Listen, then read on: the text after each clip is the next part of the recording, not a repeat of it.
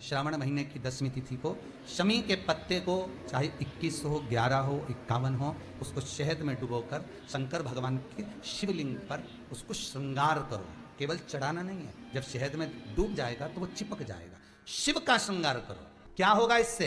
तो लिंग पुराण कहती है, नर्मदा पुराण कहती है, शंकर का जब हम शमी के पत्ते को शहद में डुबोकर श्रृंगार करते हैं, शंकर कहते हैं इसने मेरा श्रावण महीने में श्रृंगार करा है, तो क्यों ना मैं भी इसका धन का श्रृंगार कर कर इसको कर्ज से मुक्त कर दूं, तब कर्जा चुकता, तब कर्जे से मुक्ति होती है। ये केवल श्रावण के महीने में किया जाता है, इसके सिवा कहीं कोई महीने में नहीं कर सकते। और नहीं तो बाद में कहोगे कि हमको हर महीने, तो उस महीने में कर ले। केवल श्रावण की 10वीं, चाहे उजाले की कर लो चाहे अंधेरी की कर लो, एक ही बार करना है। 2 10वीं पे भी नहीं करना है। श्रावण महीने की 1 10वीं पर अगर आपने इस 10वीं पे कर लिया तो अगली पे मत करना, अगली पे करा तो इसमें नहीं करा तो कोई बात नहीं, एक पर करना है।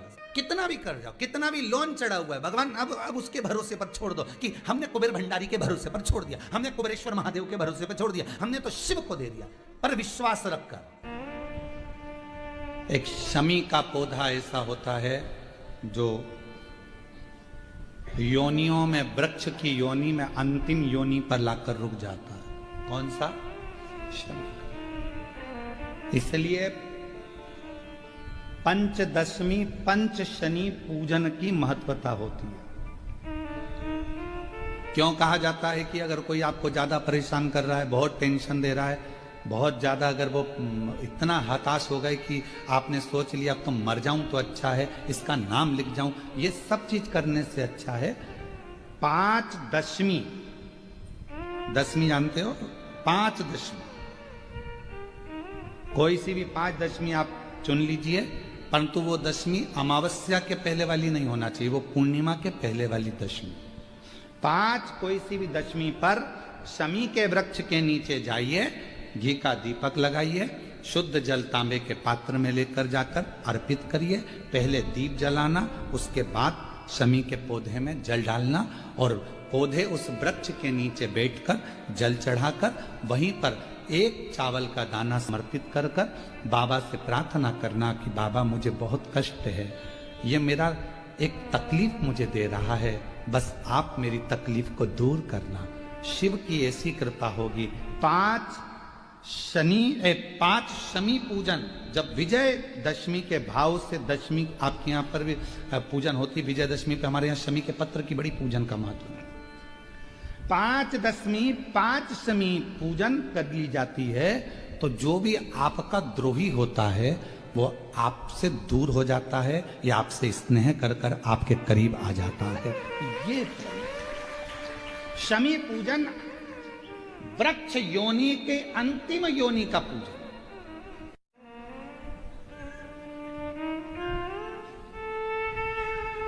सारे वृक्षों पर पत्थर पड़ जाते हैं, पर शमी के पौधे पर पत्थर किस लिए हम मारेंगे? कौन मारेगा? उसमें तो कांटे लगे रहते हैं, कौन मारेगा उसको? क्या कांटा झड़ाएगा पत्थर मारकर? नहीं।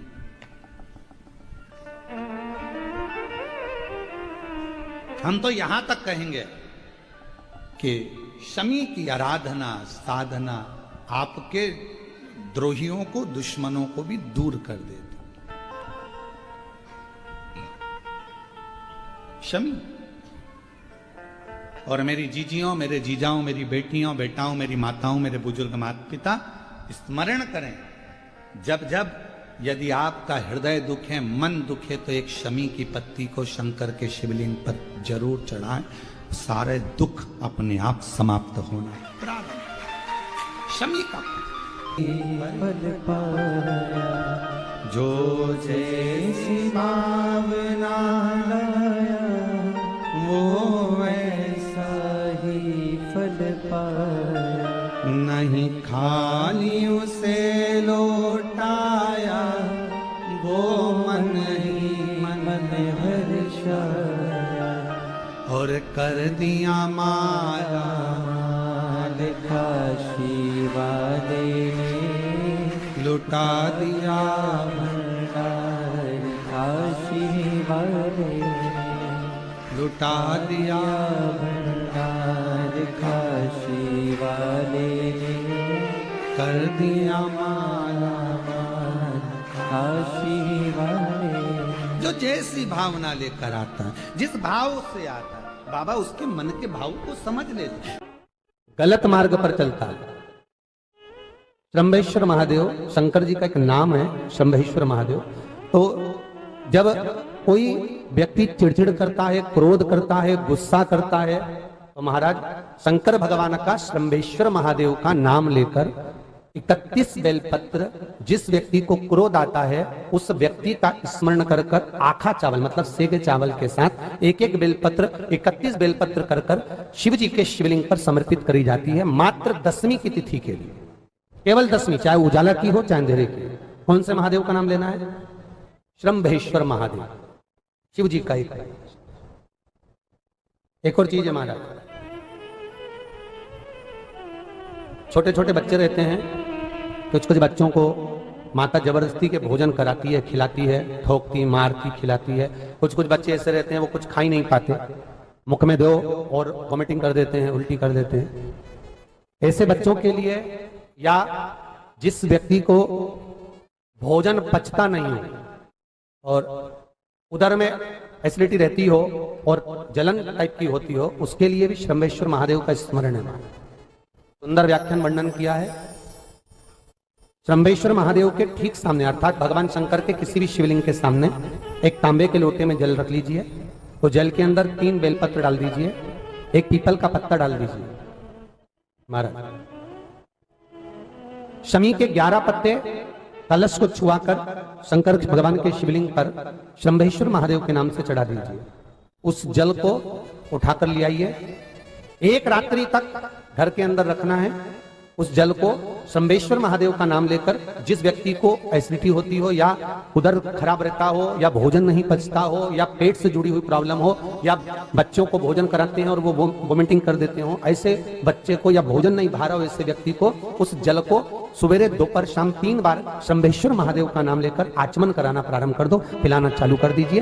3 या 4 दिन पिलाओगे, अपने आप उदर में भी आनंद रहेगा, बच्चा भोजन करना भी प्रारंभ कर देगा। शंभेश्वर महादेव को अगर एक शमी का पत्ता दशमी के दिन समर्पित कर दिया जाता है तो जिंदगी में कभी बेभव और धन की कमी नहीं आती। उसी तरह इस हृदय को शिव तत्व में कोई दर्शन करने विश्वनाथ जी के जाता है तो सारनाथ महाराज के दर्शन, सारनाथ महादेव के दर्शन जरूर करता है। एक दिन सारनाथ सारंग ऋषि बूढ़े से हो गए, अवस्था ढल गई, अवस्था डल गई। कौन आए सेवा करने? तो भगवान एक दिन सारंगनाथ को, सारंग ऋषि को प्यास लगी, गंगा का जल लेने के लिए ना जा सके, शिवजी को याद करा, शंकर भगवान ने वहीं पर कुंड को प्रकट कर दिया। वही कुंड और सारंग ऋषि के सम्मुख में कुंड को प्रकट करा। देव अधिदेव महादेव ने कहा सारंग ऋषि से, सारंग जी तुम्हारे सम्मुख में यह कुंड प्रकट है, मैं देव अधिदेव महादेव यहां लिंग रूप में प्रकट रहूंगा, इस शिवलिंग का नाम तुम्हारे नाम से जोड़ा जाएगा, इसको लोग सारनाथ कहा, सारंगनाथ। कभी मौका लगे विश्वनाथ की धरा पर काशी में यदि आप जाएं तो एक बार सारंगनाथ जी का दर्शन जरूर करें। क्यों? क्योंकि वो एक ऐसा दिव्य दर्शन है, सारनाथ भगवान का एक ऐसा दिव्य दर्शन है, उस कुंड का ऐसा दिव्य दर्शन है जहां पहुंचकर हम जो कामना लेकर, अगर कितना भी जीवन में ऋण पड़ा हो, कितना भी कर्जा पड़ा हो, कितना भी दुख पड़ा हो, कितनी भी तकलीफ पड़ी हो, अगर काशी में सारनाथ भगवान का दर्शन यदि कर लेते हैं तो हमारी जिंदगी के सारे दुख धीरे धीरे धीरे धीरे, हमारा कर्जा धीरे धीरे चूक जाता है, समाप्त हो जाता है। सारनाथ भगवान का इतना महत्व लिंग पुराण में भी है, शिव महापुराण में भी है, नर्मदा पुराण में भी है।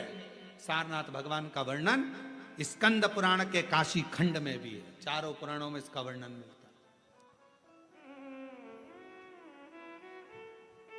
और यदि संसार का कोई व्यक्ति अगर मान लो काशी में जाकर सारनाथ भगवान का दर्शन ना कर पावे और उसकी जिंदगी में बहुत कर्जा है, इतना भी धन नहीं है कि काशी जाकर सारनाथ भगवान का दर्शन करे, तो शिव महापुराण की कथा कहती है अगर बन सके तो 5 बेलपत्र, 5 दुर्वा, 5 कनेर का पुष्प, 5 काली तिल हाथ में रखकर सारनाथ भगवान का स्मरण कर कर भगवान शंकर के मंदिर में शिवलिंग पर समर्पित करे और शिवलिंग पर समर्पित कर कर सारनाथ भगवान का स्मरण कर कर लोटा भरकर जल शिव को समर्पित करे।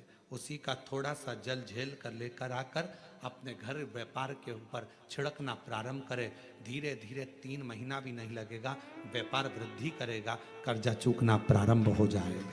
सारनाथ भगवान का इतना महत्व, बोले सारनाथ महादेव की, शिव का इतना उसको जाने, उसको पार्वती शिव की साधना करेगी तो वो भाग्य पलट भी सकता। शिव की साधना से भाग्य पलट जाए। आपको मालूम होगा शिव जी को 2 चीजें ऐसी चढ़ाई जाती है जब व्यक्ति की ग्रह दशा बेकार चलती है, जब व्यक्ति को यश नहीं मिलता है, जब व्यक्ति को सम्मान नहीं मिलता है, व्यक्ति एक ही जगह अटक कर रह जाता है, उसको सफलता नहीं मिलती है, जब व्यक्ति को बार बार अपयश मिलता है, जब व्यक्ति को बार बार टेंशन आता है, वो डिप्रेशन में पड़ा रहता है, चिंता में पड़ा रहता है, तो शिव जी को केवल 2 चीजें ऐसी चढ़ती है जो हमारे भीतर के क्लेशों को, अशांति को, दुख को, तकलीफ को, कष्ट को हमारे भीतर से निकालता है। एक है धतूरा और दूसरे नंबर पर है समी का पत्र। एक धतूरा और दूसरे नंबर पर समी का पत्र। ये जो समी का पत्र होता है,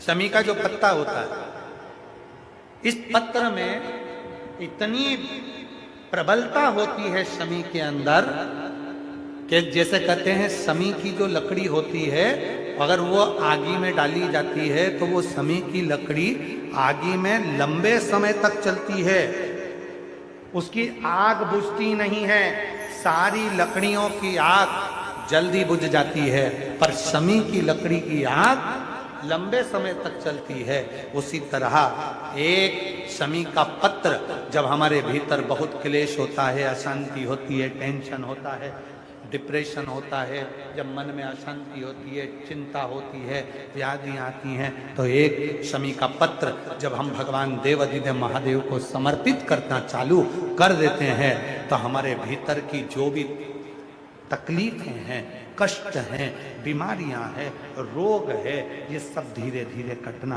प्रारंभ हो जाता है। एक शमी के पत्र में वो बल होता है, एक धतूरे में वो बल होता है। धतूरे को भी 3 तरह से चढ़ाया जाता है। जब घर में बहुत क्लेश होता है, अशांति होती है, तो धतूरे को चढ़ाने के बाद शिव जी पे जल चढ़ाया जाता है। जब कोई घर में बड़ी बीमारी आ जाती है और डॉक्टर ने कह दिया कि इसकी तो ऑपरेशन ही कराना पड़ेगा, इसको कहीं ना कहीं तकलीफ ज्यादा ही है और ऐसा लग रहा है कि बहुत तकलीफ में जाएगी ये बीमारी, उस समय पर धतूरे में लाल चंदन और पीला चंदन लगाकर शिव जी को चढ़ाया जाता है।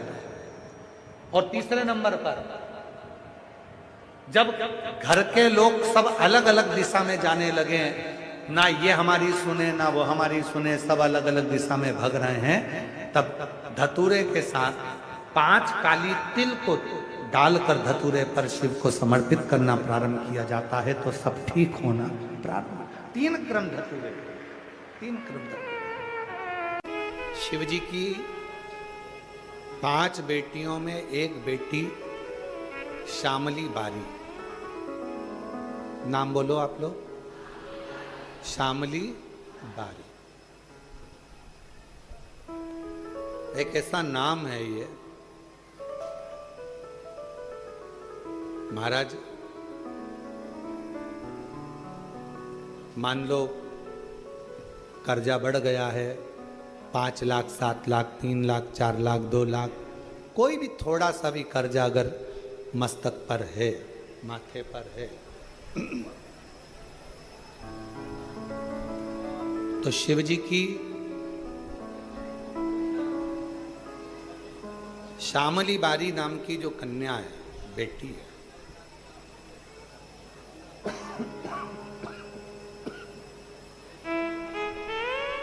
उस बेटी का नाम लेकर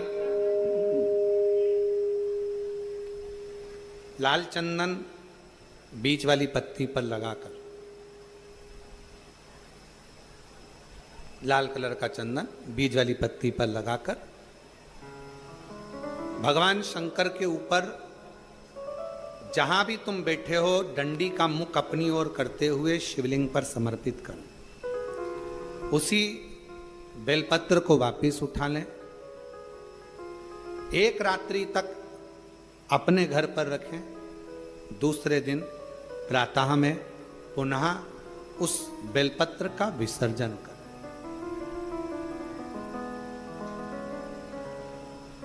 विसर्जन करते समय आपके ऊपर कितना कर्जा है, कितना कर्जा आपके ऊपर है, उसका स्मरण करते हुए, शिव जी से विनय करते हुए और अपनी मेहनत को 4 गुना करो, अपने कार्य को बढ़ाओ। दुकान हो, नौकरी हो, सर्विस हो, बिजनेस हो या कोई भी कार्य कर रहे हो, उसको लगनता से करना प्रारंभ करो। धीरे धीरे मेरा भोले बाबा आपका हाथ पकड़ेगा और कर्जे से मुक्त जरूर करेगा। आज के समय में, आज के हिसाब से, आज के समय में थोड़ा सा भी लोगों का कर्जा हो जाता है तो लोग तुरंत सुसाइड करने का विचार करते हैं। शिव महापुराण की कथा कहती है जन्म वापिस नहीं मिलना है। मनुष्य का जो जन्म मिला है बड़ा मुश्किल से मिला। किसी माता पिता ने आपको पाल पोस कर कितना बड़ा किया है। उस माँ से पूछो जो रात रात भर तुम्हें टीका लगा शरीर में और रात रात भर जागती रही और करवट बदलाती रही तुमको गोदी में लेकर।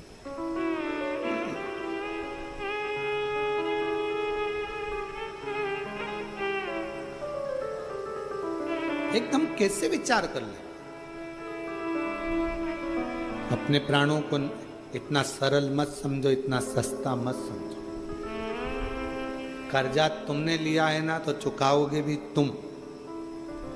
मेहनत भी तुमको करना है, परिश्रम भी तुमको करना। बस अपने मन को मजबूत बनाना कि मेरा कुबेरेश्वर बाबा, उसको कुबेर भंडारी कहते हैं। जब सबका भंडार भर सकता है तो मैं थोड़ा इंतजार करूंगी, मेरा भी भंडार भरेगा और कर्जा जरूर भरेगा। थोड़ा देरी हो सकती है। कुबेरेश्वर धाम पर आने वाले शिव भक्तों से हम निवेदन करेंगे, आप उसके दरवाजे आते रहो, जाते रहो।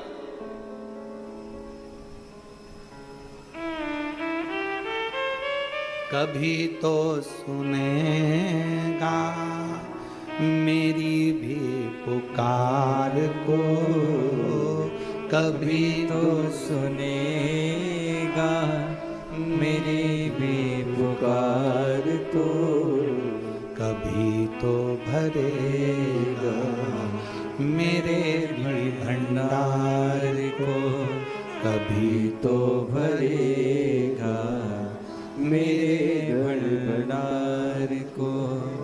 मेरा पिता है, मेरी माँ है, मेरा पिता है, मेरी माँ है, कभी तो सुनेगा मेरी पुकार को, कभी तो सुनेगा मेरी पुकार को।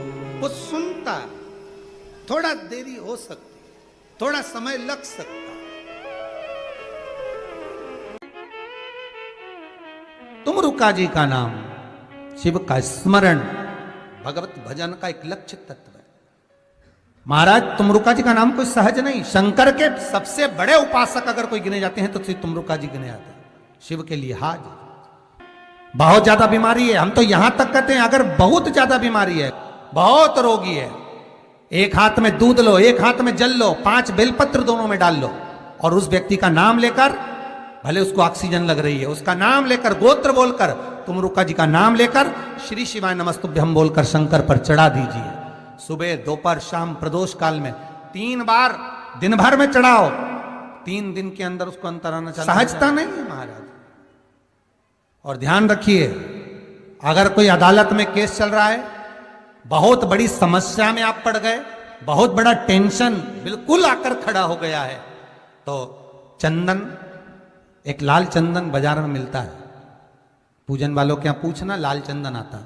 वो लाल चंदन को घिस कर उसमें थोड़ा सा तिल्ली का तेल डालकर महाराज हाथ में चंदन को लेकर शिवलिंग पर लगाएं और बड़ के पेड़ के नीचे, बड़ के जड़ में जाकर बटकेश्वर महादेव का नाम लेकर उस चंदन को लगाएं। उसी चंदन का हाथ किसी रुमाल पर लगा लीजिए और उस रुमाल को जेब में रखकर, कोई बहुत ज्यादा दिक्कत और परेशानी है उस स्थान पर उसको लेकर बैठ जाइए। मन को भी शांति होगी, कार्य भी सफल होगा और सफलता प्राप्त होगी। बस तुमरुका जी का नाम का उसमें स्मरण करना। तुमरुका कोई साधारण नाम नहीं। फिर निवेदन करूंगा, जिस नारी का गर्भ ना ठेरता हो, 12-12 साल हो गए हो, 18 साल हो गए हो, 15 साल हो गए, 10 साल हो गए, अगर संतान नहीं है, बच्चे नहीं है, तो निवेदन करूंगा सफेद आंकड़े की जड़, सफेद आंकड़े की जड़ लेकर आपका एमसी परेड का जब 7वां दिन हो जाए, रजस्वला धर्म का जब 7वां दिन हो जाए, तो सफेद आंकड़े की जड़ को शंकर के शिवलिंग के ऊपर से 21 बार तुमरुका जी का नाम लेकर घुमाइए और उस सफेद आंकड़े की जड़ को लाल धागे में कमर पर बांध लो। 7वें दिन ही महाराज 3 महीने के अंदर नारी का गर्भ ठेर जाता है, संतान होता है। तुमरुका जी का नाम सहज नहीं, सहज नाम नहीं है। फिर निवेदन करूंगा, नारी अगर बच्चे को जन्म देती है और बच्चा 4 महीना 6 महीने तक गर्भ में रहता है, उसके बाद अवर्षण हो जाता है, तो एक नरियल पर, श्रीफल पर स्त्री के हाइट की मोली, मोली मतलब नाड़ा जो हाथ में बांधते हैं, लच्छा, उसको नाप लीजिए और तुमरुका जी का नाम लेकर उस नरियल पर लपेट कर अपना नाम और गोत्र बोलकर शंकर जी के शिवलिंग के पास में जो जलाधारी होती है चारों तरफ, शिवलिंग के पास में वहां रख दीजिए। शिव के शिवलिंग का स्पर्श करिए, एक बेलपत्र उठाकर मंदिर की चौखट पर खा लो तुमरुका जी का नाम लेकर। महाराज होने वाला जो बच्चा है वो पूर्ण होगा, बीच में अवर्षण नहीं होगा, बच्चा समाप्त नहीं होगा महाराज, और स्वस्थ उत्पन्न होगा। ये तुमरुका जी का नाम जीवन में सुख की अनुभूति कराने वाला, आनंद की अनुभूति का। शंकर का अनुमोदन, शिव का स्मरण, स्वयं शंकर और पार्वती भगवान आनंद के साथ में चलते हैं और शिव महापुराण की कथा को श्रवण करने के लिए पहुंचते हैं। शंकर भगवान की कथा सुनने के लिए जब पहुंचे, आनंद में विराजमान हुए और कथा तुमरुका जी प्रारंभ करते हैं। चंचुला देवी भाव से श्रवण करती है। अखंड सौभाग्य को पाने के लिए माता चंचुला देवी इस पावन कथा को सुनना चाहती है, पावन चरित्र को सुनना चाहती है।